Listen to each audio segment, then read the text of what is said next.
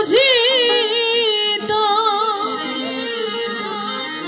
এই লোভের দেশ ছাড়ি তো লয়ে যেত বিরজা পারে।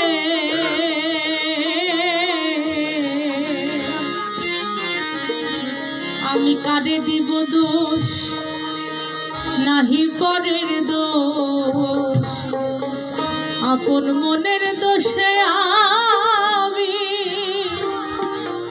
কইলাম রে ফেরে।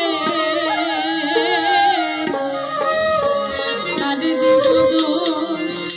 রাস্তায় আপনি গাড়ি চালিয়ে যাচ্ছেন, সামনে থেকে কেউ এসে আপনাকে ধাক্কা মেরে দিল। যদি আপনি জ্ঞানী হন, যদি আপনি ধৈর্যশীল হন, তাহলে তখনও আপনি বলবেন ভাই ভুলটা আমারই ছিল, আমাকে ক্ষমা করে দেন, আপনি চলে যান।